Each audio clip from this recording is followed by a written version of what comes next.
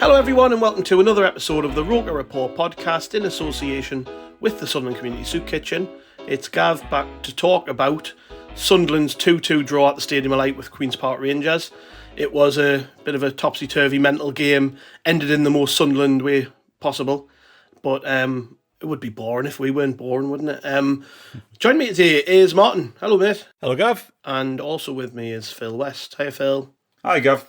Let's get straight into it then, Martin. Sunderland drew 2s each with Queen's Park Rangers on Saturday. We had what I would call a bit of a Jekyll and Hyde performance from Sunderland in that half-time we were cruising, and then full-time I'm walking out the stadium depressed, deflated, angry, everything really. It was just it was mental, wasn't it? Like, what a way to end a game. I mean, nobody listening to this won't have seen what happened in the game, but just to take them through it, Ross Stewart got a goal on 31 minutes. I think it was Pritchard had a shot, didn't he? And it deflected back into Stewart. Dan Neil. Deflected into the path of Ross Stewart, who took it away nicely.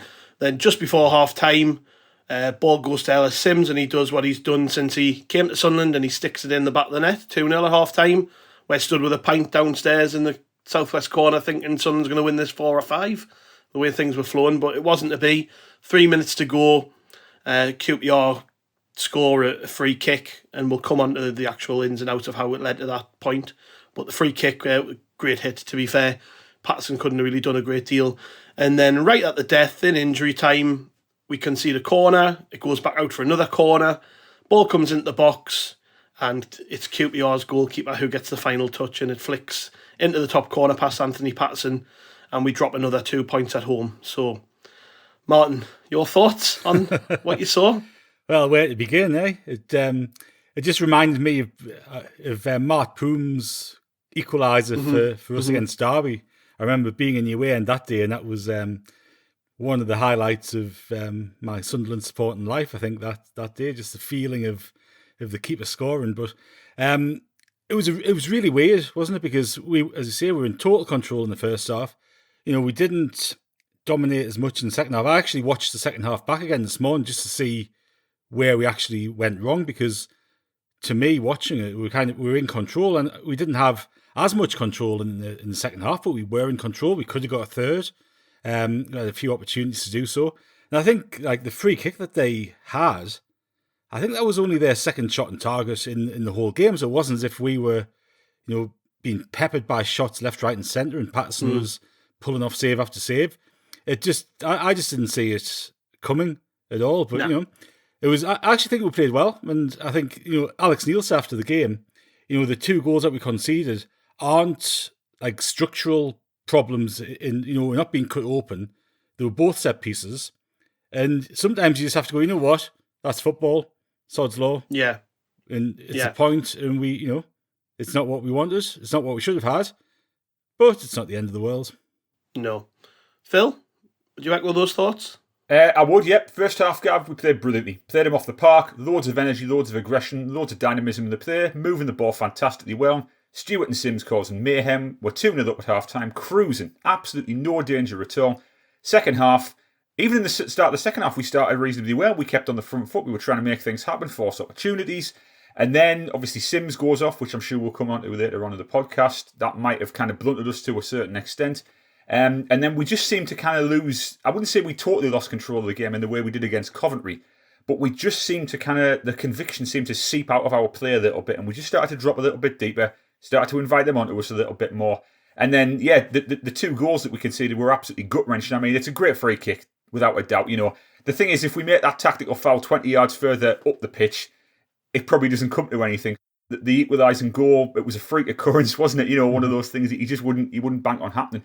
And it was a get-out-of-jail job from QPR. But what I would say, Gav, is that, again, there was plenty of evidence over the course of the 90 minutes that we're not out of our depth in this division. The players are stepping up quite well. They're looking as if they belong at this level.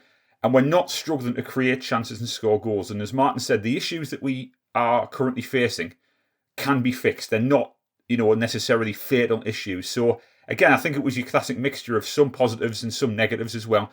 But yeah, again, overall, I think, would we have taken 5 points from the first 3 league games, given what was said before the season about the squad strength, etc., etc.?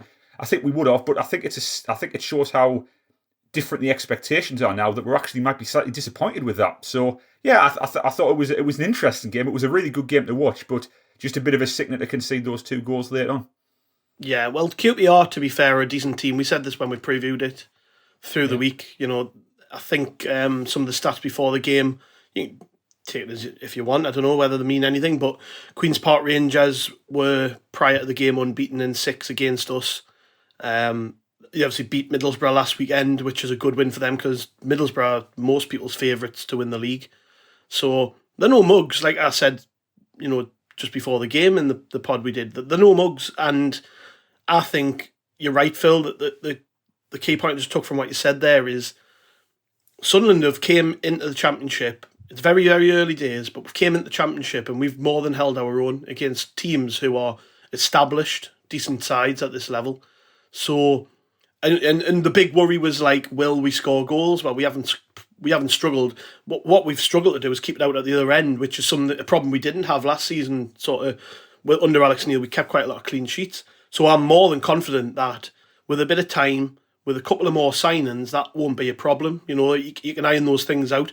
The worry prior to the season was, is Ross Stewart's form from League One going to be able to translate into the Championship? Well, he's scoring goals. We'll come straight onto this as we sort of go through the game. The big moment early in the game was Dan Ballard coming off, and it looked like an impact injury. I think it was Adoma, the QPR winger. It was. Bit late. Yeah. How he didn't get a card for it, I don't know, by the way. Just sort of play carried on, and it took a while for the ball to go out. It was one of our players who had to put it out in the end. Yeah. But the ref just let play carry on from that point. It looks like Ballard's, we don't know for definite sort of time scales. Maybe by the time this pod goes out, it'll be clearer, but it didn't sound good, did it, Martin, when Alex Neil was talking about it after the game? He was talking as though he's probably going to be out quite a while. Sounded like it, doesn't it? And I'm not sure whether it was a foot. I thought it was a foot injury at the time, but whether it was a knee or what, we don't really know what the actual injury is. But I think it looked like a foot to me, just by the way he was walking and hobbling. It wasn't like the type of the tackle as well. He kind of made an impact on his foot. But whether his knee got caught or his studs got caught and he twisted, I don't know. But it's Alex Neil said after the game that he'd gone straight to the hospital, which is obviously a concern in itself.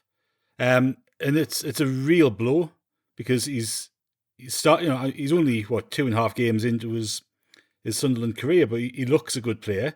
He looks comfortable on the ball. He's a good defender, and the only saving grace is this has happened now. If it is a long-term injury, the only saving grace is it's happened now and not in 2.5 weeks' time when the transfer window was shut. Because I don't think we would have brought in another right-sided centre half in the next couple of weeks. But I think we'll have to now. Yeah, what do you think, Phil? Are you concerned?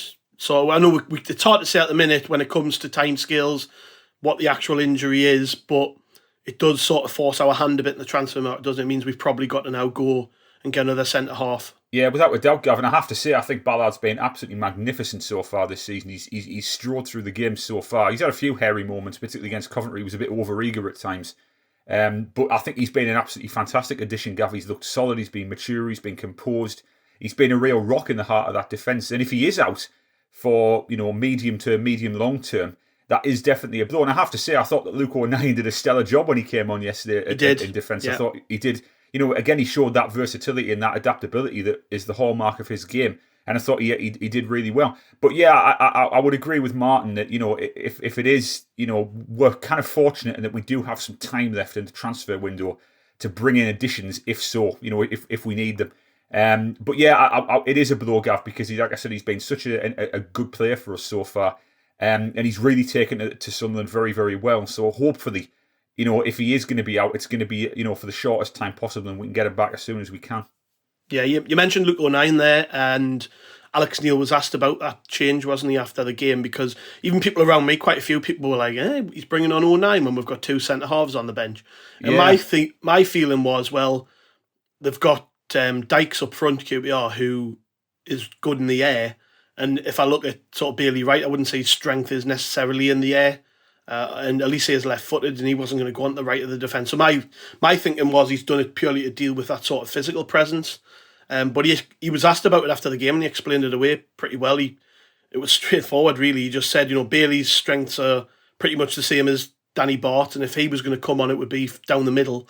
And obviously, Adji Elise, he's left-footed, so if he was going to come on, it would probably be for Dennis Serkin in this system.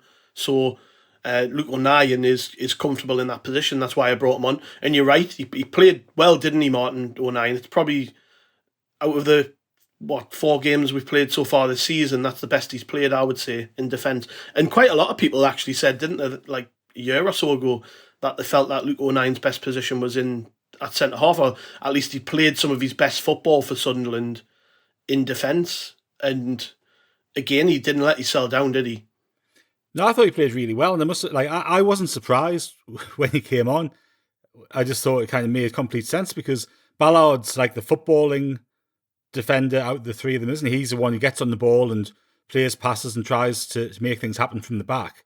And O'Nien, out of the 3 of the centre halves on the bench, O'Nien's the one who's more likely to do it. And I do think that's his best position. I think he's better when he's got less time to think about things and he's actually reacting to situations rather than trying to make things happen. And I think he's done well. He made a great tackle in the second half, didn't he, when he came over to the left-hand side and he slid on their lad going down the wing. So look, I think he's a good player. He never lets us down. You know what you get with him, don't you? And there's some rough edges to his game, but there's also some bits of quality. And I think he did really well yesterday. Yeah, it was interesting after the game reading that we had more possession of the ball. I think that's the first time that's happened to us this season, isn't it? Where we've actually shaded the possession. Just mind, it was only 52% of us, 48 of them. But 16 shots, 8 of them were on target. We made more passes. Our passing accuracy was better than theirs. So it does tally up with what we saw. Everything that we're saying is pretty much true. Sunderland with particularly in the first half, the better team, Phil. And that led to the first goal, didn't it? And I think we were good value for our lead at that point. I think we probably deserved it, didn't we? I thought we were magnificent in the first half, guys. As we said earlier, we played really, really well. It was a fantastic first half performance. We really took it to them from the off. We were really getting in their faces. And I have to say, I think special praise has to go to Corey Evans because I thought he was absolutely immense yesterday. Yeah, I was to be honest with you, I was surprised at just how good he was because he'd had a bit of a ropey game against Bristol City last week when we really did lose control of that midfield at times. But I thought yesterday his performance was absolutely fantastic, as was Dan Neil. And I think Dan Neil really deserves praise as well because he really looks to be rebuilding his confidence now. I think Neil's the kind of player who does play best when his head's up, when he's buoyant, when he's feeling good about himself and when he's got the time and the space to make things happen. And I thought yesterday was a really good example of that. I thought he was fantastic. But yeah, the first half, Gav, it was an excellent performance. It was everything that we know this team is capable of when we bring it all together and when we can put our A game onto the pitch. And yeah, the half-time lead, the 2-0 lead, was fully merited. I don't think anybody could have had any qualms about that, without a doubt. No. Stewart took his goal fairly well. Martin, I know it was fortunate how it felt to him, but you've still got to put them away, haven't you? Bit of a poacher's goal. Well, you have, and you've got to be on your toes and react to things and follow the ball in. And he anticipated the shot, followed it in, and you got a couple of yards ahead of anybody else who was around him to tap it away. And it's nice to see Ross Stewart get that sort of goal where we're going to need him to do that this season. Aren't we? Just those scrappy ones that he's in the right place at the right time, and he's just that Johnny on the spot to knock it in. So now it was good to see him get another goal, and that'll give him confidence as well, won't it? Because he'll have come into the season full of confidence, but you've been tested at a new level. You don't know how you're going to do. And for him to get 2 goals in 3 games is a great start of the season for him. Yeah. Have to say, Phil, the atmosphere was brilliant yesterday, wasn't it, at the game? Fantastic. Even beforehand, it was nice to see, wasn't it, when I walked into the ground and I hadn't really kept an eye on sort of how many tickets had been sold for the game, but it looked full in the lower bowl. Yeah. And all you could see was red and white. It was like it reminded us of when we beat Tottenham when Chopra scored at the end. And I always think back, that sticks out in my mind about that game was just the amount of red and white in the crowd. And it felt like it felt like it was going to be a special afternoon for us, just the way that the feeling around the place and the atmosphere. Everyone was in good spirits. I think because the sun was out, that people might have made a bit more of an effort with sort of, even just going out for a couple of beers before the game, which helps get people for the game, doesn't it? So it was a good atmosphere, and it definitely contributed in the first half, didn't it?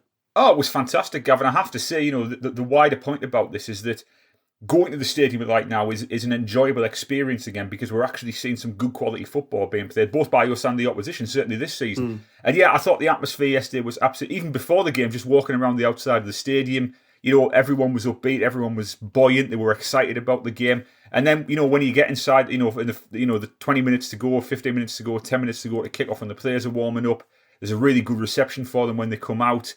And then obviously the pre-match music begins, the flag display. Everything is just starting to feel so much more upbeat in the stadium now. It's an enjoyable place to be, And I have to say as well, I'd like to think that Ready to Go is now kept permanently as our walkout music, because that is working fantastically well. That is a throwback to the early days at the stadium, like when it really was a fortress, when teams really didn't want to come and play here. So I hope they do keep that moving forward. But I'm fully with you on that, Gav. I thought the atmosphere was absolutely fantastic, and hopefully, and I think they will, there's no reason why we can't maintain that for the majority of the season. Yeah, and that good feeling carried on in towards the end of the first half, didn't it, Martin? And we got that second goal. It was, again, a touch of fortune in the build-up to it. But I think Simms does really well. He sort of latches onto the long ball, doesn't he? He nods it down to Alex Pritchard and knocks it down to him. And then as Pritchard's probably about to pass it anyway, as the QPR defender slides in, plays it straight into Simms' feet, and he didn't need to be asked twice to put that away. Great finish. He put it to the sort of the keeper's right, and the goalkeeper made himself big. It was a brilliant finish. Like, I think when you consider the fact that it was a lucky deflection, so he couldn't have really been anticipating it. The defender is stuck tight to him, and the goalkeeper has already narrowed the angle down by about 2 or 3 yards. How he manages to put it right across the goalkeeper in the bottom corner is fantastic. And I'm looking at him and I'm like wondering, why the hell did Everton give him to us when they can't put a striker on the pitch in the Premier League, and they've sent this kid to us who, fair enough, lack of experience. But if I was an Everton fan watching him, I'd be fuming, because you can see he would score goals in the Premier League if you give him chances. I've got no doubt about that. It's strange, isn't it? Because, as you say, with Everton not having any strikers, you'd have thought that he's worth a bloody shot, wouldn't you? And he, at least till the end of the window. Well, that's it wasn't. You loan him out at the end of the window if you've got. I mean, I'm not complaining, by the way. It's just I can't get my head around it. No, it's strange. It doesn't quite make sense, does it? But look, he looks a natural goal scorer.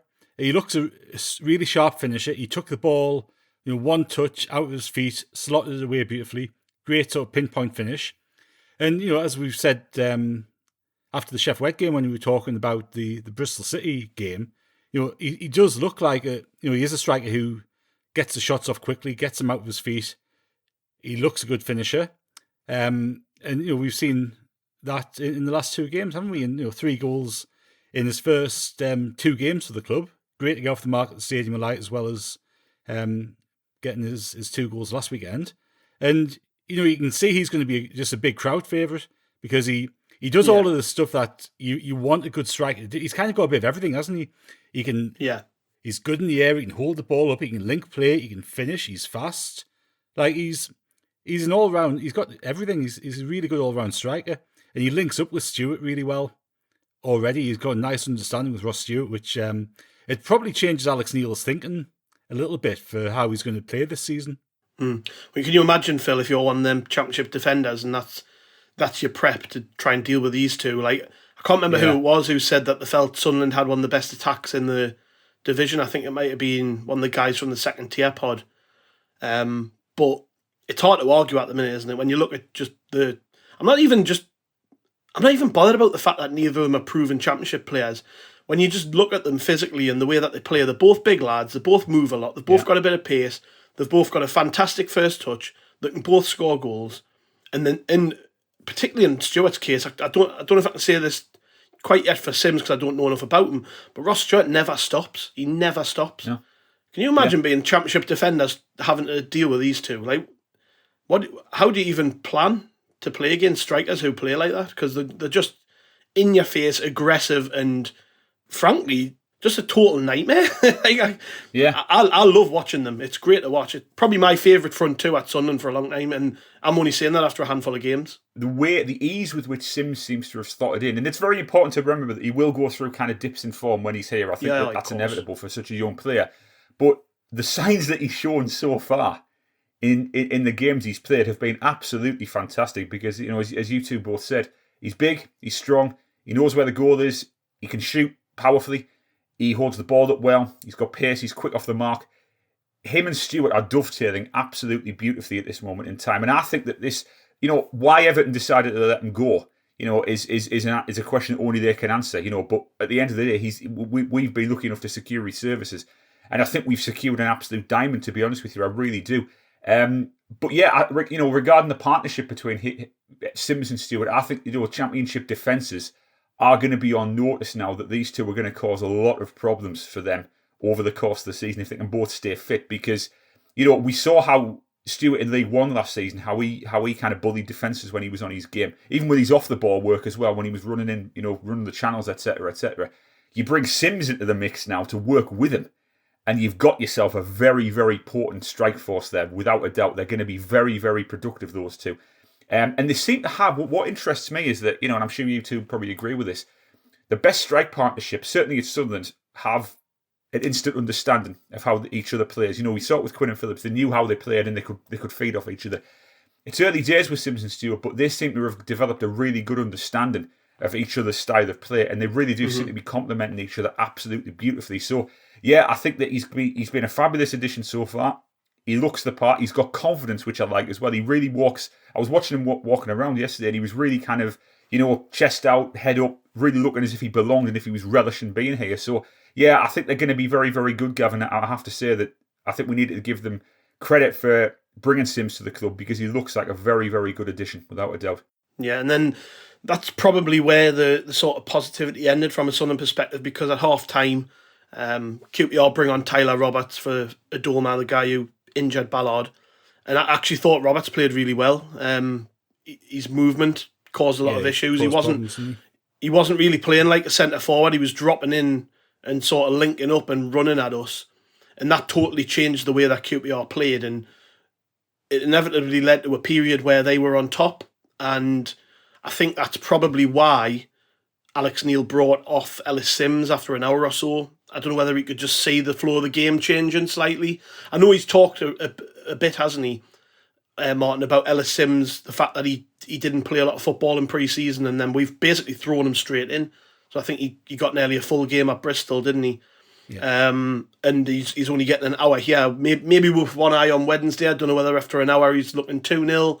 I can probably afford to take him off and put somebody else on. But one of the criticisms when I was listening to BBC Newcastle after the game from one of the callers was that he felt that bringing Simms off gave QPR some impetus, and that, all right, they took somebody off now, so we can maybe afford to commit more numbers into midfield. And I think Alex Neil talked about this after the game as well, about how Shea sort of changed position and it led to us dealing with more numbers around the box, which we inevitably struggled with.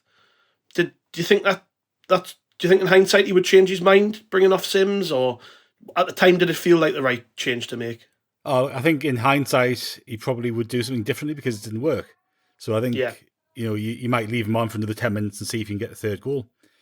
At the time, again, I kind of thought I could see the logic in it. Anyway, I think Simms, fitness-wise, I think it would be a risk to leave him on for the 90, especially with a big game coming on Wednesday. So I think he's behind on his fitness, so get now into his legs on Saturday. I think the other thing was that they were obviously starting to have a bit of possession, and it was getting to that point in the game where they were going to have to make take a risk, rather, make a bit more of a commitment in terms of numbers going forward. And I kind of just thought Patrick Roberts on the wing, with his pace and his trickery, he put him on to try to get them on the break to get the third goal. So I think he was kind of going, okay, there's half an hour left. They're going to have to start coming at us now if they're going to have any chance of getting it back into the game. And I think he chose Roberts to come on to try to spring them. So it kind of made sense. And look, Roberts actually got into a couple of good positions where he could have got the third goal. There was one that he he just whipped past the far post, wasn't he? When he cut inside. Yeah. And I thought that was in. I thought it was just going to see it nestle in the top corner, but it just flew wide. And look, if that goes in, you're going, great substitution. You've managed Simms well, wrapped the game up, tick, tick, tick, haven't you? You were an inch the wrong side of the post from it happening. Yeah.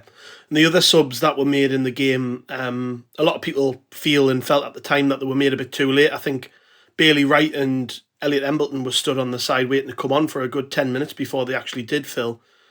And we brought them on after they got their first goal, which, let's just talk about that a little bit. You mentioned it before, in the build-up. I thought it was Dan Neil, but did you say you felt it was Lyndon Gooch? I think it was two of them. I think Dan Neil maybe got him from behind and Gooch came in from the side and took him out. Well, it was Gooch who conceded the foul in the end, I know that. Yeah. But I think it was Dan Neil in the build-up who... It's all right saying this with hindsight because we conceded from it, but he probably had two opportunities that I can think of to bring him down. And that's maybe where like a bit of experience would have probably counted. Yeah. Maybe a more experienced player would have made that foul earlier. I'm not going to pin any blame on Dan Neil, by the way. I just think if you're sitting looking at it and the manager and the team will look back at the goals and they'll probably say the same. They'll probably look and go, well, you've got to maybe take a risk there, take the card and bring him down and, we'll see the game out from that point. But anyways, we concede the free kick. And to be fair, it wasn't exactly like easy, was it? The position that he took the free kick from, it was still a way out. And Cher stands over it. And I mean, Patterson couldn't have done really much about that, Phil, could he?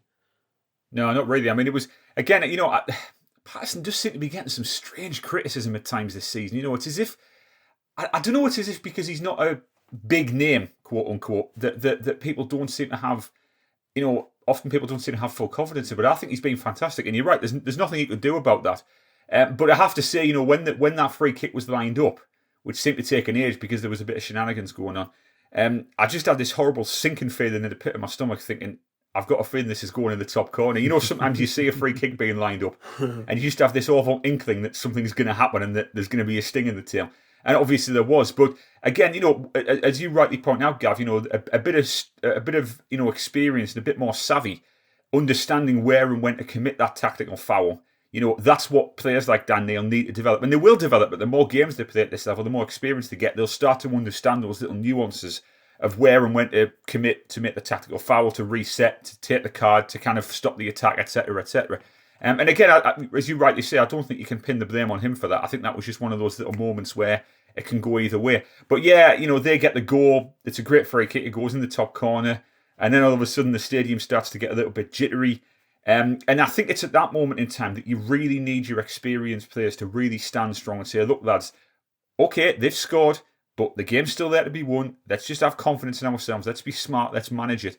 And I just felt we didn't do that, unfortunately. And again, that's something that it just shows how unforgiving this league will be, because sometimes you might have got away with that in League One. Sometimes in League One, you make those errors and you get away with it. But in the Championship, the likelihood is that teams will punish you because you're against a higher calibre of opposition. So, yeah, game management, again, we keep coming back to we're going to beat this thing to death before the season's out, I'm sure. But, it is so key at this level to be smart, to be cunning, to know what to do in those high-pressure moments. And again, that's an issue that's fixable. It's not a terminal issue for us. We just need to get out of that habit, really.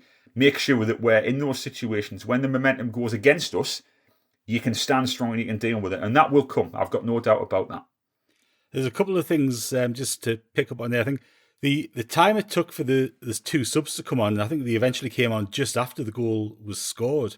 Yeah. On the touchline, you could see they kept going back and forth, having different conversations with different people about who was going to go where and what they were going to do, and they kept changing their minds. And for about 5 or 6 minutes before the subs were made, or before the free kick was scored, there was so much conversation going on. They weren't actually sure what they were going to do, which when I was watching that concerned me, because I'm like, they're reacting here and they don't know what the planning, or don't know what they're reacting to. So that's a little bit of a concern for me. The other thing, and I don't know if you two picked up on this or saw it, Cher, before he took the free kick, obviously Gooch had got a yellow card for the foul, and the referee had given the yellow card, and he looked down to write Gooch's name down, and Che grabbed Gooch by the scruff of the neck, grabbed him around the throat.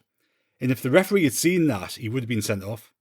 And he just looked away, glanced down at the wrong moment, and he was so lucky because he shouldn't have been on the pitch, scored the free kick, and then put the next cross in, which we'll come on to, because he was if he goes off then, we win the game 2-0. Yeah.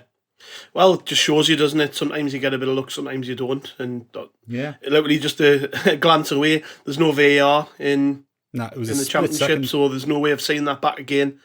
And it's just unfortunate, really. I'm sure there'll be occasions this season when it works in our favour, and there'll be occasions this season where it doesn't. It doesn't make it feel any better, though, does it?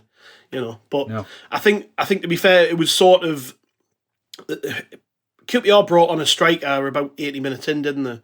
Young kid came on for a winger, which gave us something different to think about. And that's when I thought Wright was going to come on. Yeah. I thought, all right, they've brought another striker on, so we might bring on a defender to try and deal with the fact that they're just going to have loads of numbers in the box. I think Alex Neil, the way he put it in his aftermatch, was the shape of the game had gone by that point because QPR were throwing everything at trying to get 3 points. Well, it just threw caution to the wind, hadn't they?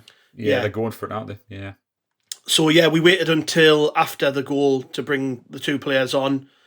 Embleton for Neil's a like for like, really. I don't know whether that was just a case of get some fresh legs on or what. And Bailey Wright came on for Pritchard, which was another player out of the attack. So we didn't have Pritchard up there. We didn't have Simms up there. We were setting our stall out at that point and saying, right, we're going to just defend for the rest of the game. And we defended pretty well, to be fair, for all 4 or 5 minutes. And then QPR get a corner. I think Patterson put it behind, didn't he? And then made a great save. They got that second corner.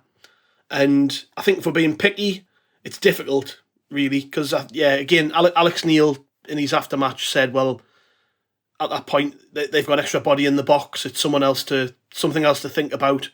And we're just unfortunate that the cross lands to him. He heads it and it goes in. Could have been anybody, really.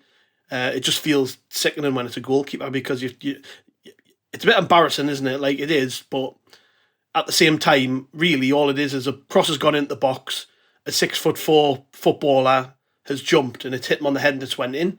And that can happen at any point in the game. It's just difficult, really, to comprehend when you're leaving the ground that you've dropped 2 points to a goalkeeper scoring a header. But as you pointed out before, Martin, I think at some point all clubs have experienced that euphoria of watching a goalkeeper score late in the game. I was just reading it's the first QPR goalkeeper ever to score. Well, it would be, wouldn't it? We've made a bit of history there. Is it the first keeper to score at the Stadium of Light? I'm struggling to think of another one. Why do I feel like there has been one? That's one for the statos to dig out. Yeah, somebody tweet us if you can think of another occasion where that's somebody happened. Really obvious that we've or even at ROKER Park if you can remember it happening. Probably less likely. It's only a modern thing, isn't it? Really, like 20, 30 years or so when goalkeepers have gone forward. But yeah, so we concede the goal. It's disappointing to drop 2 points. We dropped 2 points late in the game against Coventry. We dropped 2 points late in the game against QPR. And I didn't actually hear this, but you might want to expand this, Martin, because we were talking about it off air. But Alex Neil was talking about his bench options, wasn't he? And when he looked to them, he didn't have a great deal to sort of bring on at that point in the game. Well, I think what he was saying was that there was a few players who were tired and he would like to have replaced them. But looking at the bench, he didn't have the players on the bench who could come and replace them. And, I think that, in some respects, it's a bit daft when you've got so many subs available and a few years, well, last season you had 5, a few years before that you only had 3. So, we've got quite a luxurious thing at our disposal now, haven't we, with 7 subs? But the fact is he doesn't think the squad is strong enough to see us through games. And, we've talked about it a couple of times, haven't we, recently, in terms of like the number of subs he's making when he could make 5, and he's been making 2 or 3. And, against Coventry, I think they used all 5, didn't they? And that changed the game and got them back into the game.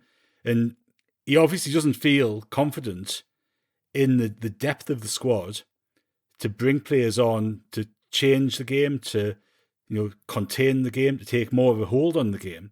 And, part of me thinks as well, it's just a little bit of a message being sent upstairs as well in terms, we do need reinforcements. it's showing by the fact he's not making subs that he certainly believes that we need a couple of players in at least. And I wouldn't be surprised to see a few arrive over the next 12 days, whatever it is. Yeah, the time's dwindling down now, Phil, isn't it? So there's going to be a bit of pressure on the recruitment team to get players in through the door. I think before the window shuts, we've got 4 games, which shows how crammed the schedule is. So we've got 4 games, and it's if Alex Neil at this stage is looking at his bench and thinking, I need more bodies on there. We've just lost Ballard, so there's another player down. Diaku's injured apparently. We are looking a little bit light in terms of quality, aren't we? And, we've got 2 games this week. It's a case of, do they sort of hold firm on players and wait till the window sort of closes out, but risk the fact that we've only got this squad now till we play Rotherham, which is, we've got 4 games in that time. Do they have to push the button, do you think, on a couple of signings and get them in? I mean, I'm not particularly worried about the starting 11, but you do have to admit that when you look to the bench and you're looking for options, it is a struggle at the minute. As Martin said there, that we do have some quality on the bench, but we haven't got the greatest depth on the bench, so that is a problem. I mean, our first choice 11, as we saw yesterday, is really, really good, but the problem is 1 or 2 injuries, and then all of a sudden there might be that little bit of drop-off in quality when you have to bring someone on to replace them. So, yeah, we don't have the deepest squad in the world. We've known that for a while, that's not new. We've known that for quite some time. I would expect there to be work going on behind the scenes this week to bring those players in. I would be very surprised if there wasn't. There was a rumour, by the way, there was a rumour going around there was a player at the game. We don't know who. We don't know if it was true. Yeah. But that could mean something's pretty close. Hopefully imminent. We undoubtedly do need, to bolster the squad so that when Alex Neil is making any substitutions, we can bring on players who are of equal quality and who aren't kind of come into the game and kind of, without disrupting the flow of things. So yeah, it is going to be vital. Like I said, I would expect some movement this week. I would be very surprised if there wasn't. But I don't, on the other hand, I don't think Christian Speakman, just on Martin's point there about sending a message, I'm not so sure that Christian Speakman necessarily needed to hear a message, because I think he'll understand as well where the squad is lacking, and it's his job to obviously bring those reinforcements in. So yeah, I think that, I don't think Neil will be, panic-stricken because he's an experienced manager and he's been around the block, but I think he will be aware of the need to bring in those, quality players who can give us that real depth that you need. Because as you said, Gav, the games are coming thick and fast. We are going to have to rotate as and when. There's no doubt about that, because we don't want a repeat of last season where we were burning players out and then they've got nothing left and then you start to have a dip in form and the team starts to suffer. So yeah, I think there will be movement without a doubt. I think it's interesting because we saw the same last pre-season, didn't we? Where we went into the first couple of games of the season. I think Dan Neil was at left back, and we had gaps all over the place, didn't we? And we've seen, and this is what gives me confidence. Like, we've seen from last season that they're prepared to wait, and they won't be rushed into just filling gaps for the hell of it. They'll wait for the right players, and they'll get the right players in. And there's not many who haven't worked with the signings since Speakman's come in and the new recruitment team have come in. So they've got a good record. They've got some credit. But I think Alex Neil has been a bit frustrated with the amount of time it takes to get players in. We saw Lee Johnson get frustrated last pre-season with the lack of players coming in. So it's getting the right balance, isn't it? It's getting the players in for the games that we've got coming up, but making sure they're also the right players for the next 12, 18, 24, 36 months, because ultimately that's the more important thing. Yeah. Yeah. So the result in the end then was 2 each, and we move on now. We've got a game midweek against Sheffield United away. They're not getting any easier. We've got Sheffield United, then we've got Stoke, then we've got Norwich. So the one thing is I'm pretty confident in that sort of first 11, first 13 players or so, that we've got enough to at least get through to the end of the month. And I just hope that, we don't get any more injuries. That's the only thing. Ballard getting injured is a big blow, and I hope he's not out a long time. But he's been our biggest signing so far this summer, really. We brought him in because he's a very good player at this level. And if we're going to lose him for a significant amount of time, we have to find an adequate replacement fairly quickly. I know Luke O'Nien can do a job in that role, but at the same time, you want a top quality championship player in that position, don't you? Because especially when we're not keeping clean sheets and we're not seeing games through, there's obviously something lacking there, and I think that's going to be a bit of a dilemma for the recruitment team, in that they'll be looking at that now and thinking, right, okay, maybe we were looking at a free agent or a loan. Maybe we actually have to think a bit beyond that now and go, right, do we need somebody in with a bit more quality than what we were perhaps... Maybe not a gamble like a young player coming in on loan from a Premier League team or whatever. Can we get someone a bit more established to play in there? But I guess it all depends upon Ballard's injury, doesn't it? You know, if he's only going to be out for a month, they can probably afford to wait. But if he's going to be out for 3 months or 4 months, you know, we're going to have to sign another player, because you might as well accept the fact that you're not going to have him till sort of next year then. So that's right. It's going to be interesting to see where things go. One other thing I want to touch on, and it's becoming a massive issue, not just with us here, ROKER Report and stuff, but ticketing issues and customer service and the whole fan experience. Like we talked just before there about the atmosphere, it was brilliant, but that's the end stage, isn't it, for a fan? You sort of all these things you do leading up the game, you're then at the game, you're in the ground. Now, for me, that's straightforward. I'm a season ticket holder. I renew every year, so I've got my season card. I didn't have to change it this year because I've got the same seat. So for me, my experience is pretty straightforward. I turn up at the ground, scan my ticket, I go in. Fine.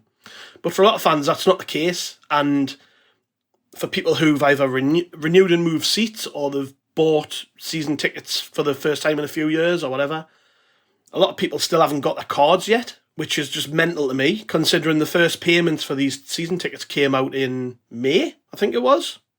Yeah. So we're now talking like over 3 months later or whatever. People are still without cards that they should have had months ago. I've seen stories of people having had their seats sold by the club that they've had for years. I think Craig spoke to somebody, he was telling us, that had basically had that seat sold from under them by accident or whatever, and they've had to move to a different seat. We've had people who live away from the northeast who are going to away games, haven't received their away tickets yet. We've had issues from people who want to pay in cash and still can't, and that's something that's a long-standing issue now. I mean, I wouldn't be whinging about this if I wasn't seeing a trend and a problem. And our mailbox is just full at the minute with people emailing us who are at their wits' end, who don't know where to turn, so they're coming to us to ask for help and who they can maybe speak to. They're not getting answers from the ticket office on emails. They're having to chase. Poor Chris Waters, it's not even his job. He's the supporter liaison guy, and he's like running around sorting ticketing issues for everybody, including me. I mean, I bought a ticket for the Sheffield United game by accident. I was meant to buy one for the Stoke game, and I was asked to contact the ticket office, and it's been over a week and a half since I did. I've emailed them multiple times, and now to be told basically you're not going to get a reply. Like when I've chased this through, I'll not name who, but I've spoken to people at the club, and they're like, I'm sorry, but I don't think you're going to get a reply from the ticket office. And I find stuff like that mental. There was massive queues in the days leading up to the game at the ticket office. One of my friends, his dad, stood in the queue on Thursday to try and buy a ticket for the game on Saturday. After an hour, he'd only moved 10 yards, so he gave up. He then asked me mate to try and buy a ticket for him online. He said it was almost impossible to do using the e-ticketing site because you can't zoom in on the seats properly on a smartphone. Queues before the game round the block from people who still haven't got their season cards to get in the ground, from people who wanted to buy tickets for the game and couldn't. I mean, this is a real problem, isn't it, Martin? And it's getting to the point now where the likes of ourselves, we have to start speaking up on behalf of fans who aren't being given the best experience. I'm on about basic experience. They're not even... If you can buy a season card 3-4 months ago and you still haven't received it, that's just highlighting the problems we've got here at the club with ticketing, customer service, and it seems staffing levels, doesn't it? Like, why have we got a supporter liaison guy running around dealing with all of this? It's everything, isn't it? I think we've been quite fulsome in our praise of what's gone on since Kirill Louis-Dreyfus came in on the footballing side. We've got good structures in place, all that sort of stuff. We're doing things right on the football side. Off the field, and I think, you talked a lot about ticketing there, Gav. It's much wider than that. Like, pretty much everything off the field is an absolute shambles. Like, you look at the club shop, you look at the ticket office, you look at everything going on around the state of the stadium. Like, everything that's going on off the field is just pathetic. And it's the most frustrating thing, because all of that stuff is the stuff in a football club that's easy to solve. is actually just a way of doing it. You haven't got agents to deal with. You haven't got training. You haven't got players' egos to deal with. This is all really straightforward stuff.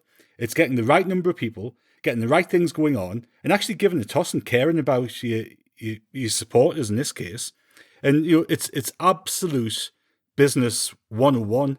Get those things right first, because everything else builds from it. And we've got so many letters coming into the site.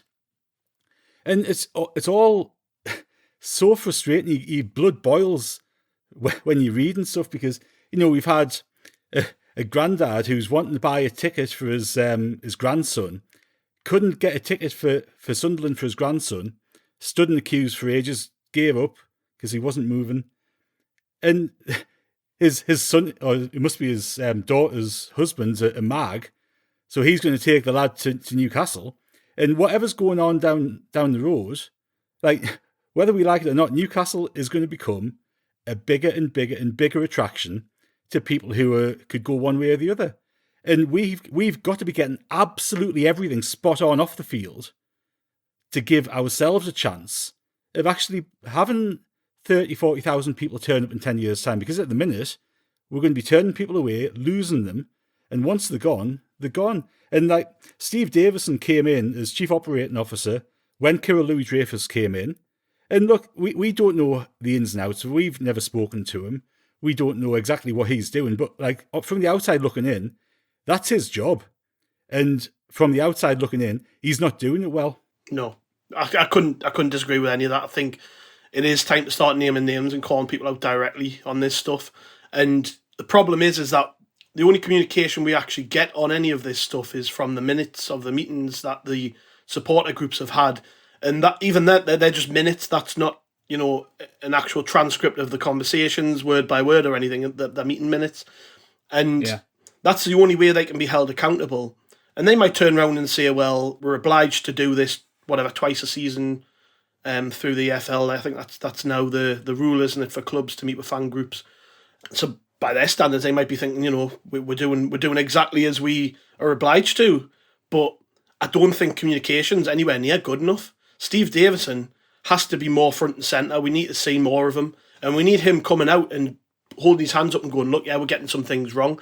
It was funny. It was over a year ago. He did an interview with the club website. Someone dug it out, didn't they, last week? An interview with the club website where he said, we know we're getting things wrong. We know our customer service hasn't been good enough and we're going to try and improve it. That was a year ago. It's actually worse. It's got much worse. I don't see any improvement. No improvement at all. People might say you can't lump it all on him. Yeah, we've got owners, we've got a board of directors who are largely based outside the northeast, so they're not seeing these problems. And he's pretty much the guy on the floor running the ship. But he needs to be going back to them and saying, we have a serious problem here. This isn't just a bunch of fans on a podcast moaning. There is a wide problem here.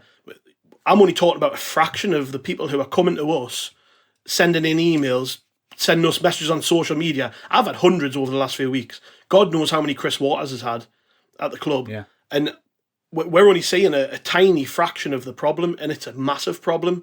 And as far as I can tell, nothing's being done to address it. We're going into the Coventry game should have been enough of a sign to whoever's making these decisions, Davidson and the rest of them.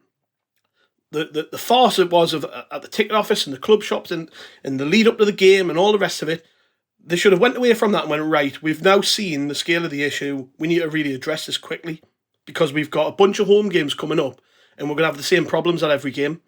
And I go back to it, the fact that we've got fans who still don't have a season card and they're being asked to digitally print tickets to get into the game after two home games. How is that? So it's not good enough. And like you say, Martin, you've just talked about the mags there, right?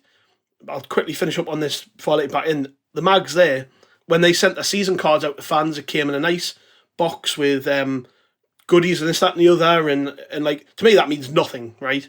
But you're on about kids. Kids would love that. Kids, there's a box turning up and there's a scarf in it and a pen and all this, that and the other. And I've got me like bit merchandise and all that.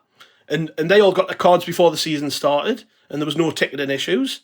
Sunderland, it's like a 2-bit operation. Yeah. And you bang on to bring that up, and it's something we don't talk about enough, is that I live in South Tyneside. Where I'm from, it's half and half. Kids have a choice, I didn't have a choice because my dad was a Sunderland fan, but a lot of kids do have a choice in where they go. Yeah. And we can't, for even a day longer, make it so difficult for these people to bring their kids to games, to bring their grandkids to games, because we're losing fans as a result of just rank competence. We're going to struggle to compete with them on the field in terms of football attraction. So we've got to be doing things far better than they are in the community, with our supporters, with young kids. And it's got to start now. And look, I'm speaking about some of this with a bit of knowledge because I've worked on this stuff in sport before, and it's easy to get right. It's so easy to get right. And you're getting the supporter packs out with little bits of merchandise in for the kids. It makes a huge difference. It's so important. Getting no queues as fewer queues as can be when people want to go and buy tickets. We've talked about the club shop strips. I know there's a global issue with supply chains and things holding up strips coming into the country, but the quality of our shirts is crap, and it has been for a few seasons now. And there's all this stuff like the marketing of the club selling season tickets just was non-existent. After the playoff final, there was such a momentum that we should have harnessed, and there was nothing bloody happening. And there's all of this sort of stuff. And just to give you a little example from me, I've obviously live overseas. I paid me money for the international streaming pass, 140 quid, whatever it was. A couple of days later, they said, your pass has been cancelled, your money will be refunded, you'll have to buy it again. Now, I can't even bloody give me money to the club without them sending it back. And I got 10 quid less when they send it back, right? So I'm going, you know what? It's an absolute joke. And, I don't know what the hell was going on there. But again, it's just a small example of all of these little cases and all these little incidents that speaks volumes about the quality of stuff going on off the field, the quality of the people, the number of people. We're obviously seriously short-staffed. And, it is, ultimately it is Steve Davison's job to get this right. And if he hasn't got the resources, he should be kicking up a fuss about it and getting them, because we cannot afford to let this go on for much longer at all, can we? We touched on this on the Friday night Twitter space briefly, but obviously now we've got a bit more time. And, I think the points that you've both made there are absolutely bang on. And from my point of view, what I would say is, in my opinion, the Monday morning after that playoff final, the board of directors, the power brokers at the club, should have been in the boardroom at 9:30, having a meeting saying, right, promotion has been secured. We are now going to work our backsides off to make sure that this football club is fully ready for the championship in terms of customer service, fan engagement. We're going to reach out to people. We're going to try and get disaffected supporters back. We're going to give them something to get excited about again. And I'm afraid to say that didn't happen. There was no marketing push. There was no real exploiting, if you like, of the good feeling that came with that playoff victory. There were gaps there that were crying out to be filled. And the thing is, the till the end marketing that they used in the playoff semis was fantastic. That was brilliant. They should have kept up with that all through the summer. And I think, points you made there about getting the kids engaged again, absolutely spot on. We need to secure the next generation of Sunderland supporters, because, as Martin said, Newcastle are oil rich now. We can question the morals of that, but they've got a lot of money to play with, and they're going to keep investing. And there is a chance that kids are going to go down that route. I hope it doesn't, but it might happen. The club has to work harder to put the fans front and centre, to make sure that they are valued, that they feel respected, and that they feel as if they're part of something. And it's easy for a fanzine such as us to be accused of mourning for the sake of it or trying to create problems where none exist. I completely disagree with that. We will praise, and we have praised, where it's been good. We've praised Speakman for the football improvements. We've praised Alex Neil for what he's done. We've praised Dreyfus. But where there are problems, it's important that we criticise, and I think it's fair that we do so as well. So I think that our fan letters at the moment are following a depressingly predictable pattern, because it's the same topic week in and week out. Problems with ticketing, problems with customer service, etc., etc. The club needs to work harder to fix it, and promotion was not a magic bullet to cure that. Promotion helped, but you've got to put the effort in, and you've got to invest, and you've got to put the infrastructure in place. So I think much work needs to be done, and I think it's right that people are held to account. And data plays a part, as Steve Davison has said, but a club like Sunderland needs to be powered by emotion, fan engagement, excitement, optimism, and they're not working hard enough on that, in my opinion, and they need to do so, because it's the only way that the potential of this football club is going to be harnessed in the future. as a football club, Sunderland's not necessarily unique in this regard, but it's got to be an integral part of the community, and that's a two-way street, right? And you've got to be involved in the community. You've got to play a part, and you've got to make it easy for people to support you. And at the minute, Sunderland is making it really, really hard for a lot of people to come and support the football club. Yeah, well, since we started recording this podcast, I've had 5 emails from people complaining. Just 5. Surprise. I'll read one out. Now. We're not making this up. We have loads of them. This is from Jean. I purchased tickets for the Stoke game on the 1st of August. Got confirmation that I would be sent tickets via email. They took the money out of my bank account the day later, but I still not received my tickets. I went over at the ticket office on the 12th of August, where I had to wait 1.5 hours just to be told they were in the process of being sent out. I've ordered tickets before online, had no problem with tickets arriving a day after ordering them, so I am really worried about not receiving these tickets before the Stoke game. I've tried to email the club before, but without success, so I think would be wasting my time in doing so. That's one person, right? We've had. I'm not kidding. We've had hundreds of emails the last couple of weeks. And anybody listening to this, if you've had problems, are you still dealing with problems? Email us. Keep putting them our way. We'll keep publishing them on the website. We'll keep making up a fuss about this until it gets dealt with properly. Because the amount of people who are being let down is ridiculous. And it does rankle, Phil, you said it there about people might think you might be kicking up a fuss over an out, but it's not an out. This people just want to support the club. Fundamental stuff. It's fundamental stuff at the heart of any football club. The more I read about it, the more I say these problems, the more pisses us off. And I can't believe nothing more's being done about it, to be honest. And a common refrain on Twitter at the moment is we've got to start thinking like a big club again. Big clubs don't allow their fans to go 3 or 4 months without receiving their season cards. Big clubs don't make their fans feel like expendable commodities. If you want to go and support another club, fine, we're not going to make any effort to keep you on board. It's ridiculous, Gavin. I think it's very important that we keep banging the drum. The frustrating thing is, it's so easily fixed. That's absolutely. The thing that I keep coming back to. It's not rocket science. It's not something that's never been done before. The vast majority of football clubs across the world, the sports clubs across the world, get this right. There's proven systems to do it. And it's not hard. We're not trying to bloody create a space rocket to fly at the moon. We're trying to sell tickets to go to bloody football matches. Yeah. It's easy. Yeah. And it's so crazy. I'm going to read another one. This is quite long, so I might not get it all in, but this is from Paula. She emailed us, what time is it now? Half an hour ago. She says, so I purchased mine and my dad's season card straight after the Wembley win. She received hers 2 weeks before the Coventry game, but her dad's didn't arrive. Bear in mind, I paid for them both at the same time on a card. Week before, she tried to contact the club, couldn't get in touch with anybody. They assured her eventually when she did speak to someone that she would receive it. 2 days before the game, nothing turned up, so she emailed the ticket office again. As it's the only way of getting hold of someone, they said they would send an e-ticket out. She said, luckily I'm clued up on this. My dad is 71. He doesn't own a computer device or a smartphone, or have an email address, or have a phone that can access such things. Again, before the QPR game, he still hasn't received his card, by the way. So this is weeks later. Again, after raising it multiple times and getting correspondence back from the ticket office. She said eventually they got it 2 days later, or they'd get it 2 days later. So she thought, great, I thought at last. And then they went to the game, the QPR game.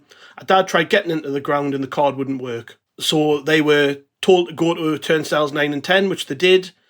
Her dad did, she went into the ground, kick-off came. She hadn't seen her dad, so she set off to look for him, searched all over, couldn't find him. She said, I was starting to panic at this point, as he needs to be with us, he's quite old. She was told to go back to her seat. Eventually, at 3:40, after not hearing or seeing from her dad, she gets a phone call from her mum. Her dad was with her mum. He got to the turnstiles at 9 and 10 and they wouldn't let him in. He was told to go to the ticket office, which he did with along with 250 other fans who were being treated the same. Her dad said there was one person in the ticket office and the queue was ridiculous. He gave up as it was a bad job and he left and went back home. 65 years my dad has supported Sunderland Football Club. We live in Pontefract in West Yorkshire, so a home game is a 100-mile journey. I run the West Yorkshire branch and I have to say that the ticket office is now a standing joke. In fact, the whole club is. We're a championship side with conference facilities and infrastructure. That's another story. And that's terrible, isn't it? It's just not on. We're not like I say to people, we're not making this up, and it doesn't feel like it's being addressed at all. No. And look, we've praised where praise is due, and this is just, it's just not acceptable, is it? It's absolutely No. pathetic. And, regardless whether you come, from around the corner opposite the Stadium of Light, or you've come from Pontefract, or you've travelled up from London, like, if you want to get in the game, you got a ticket for the game. It's absolutely scandalous, isn't it? Yeah, it is. But we're getting tons of these. We're getting so bloody many. And it's not a one-off.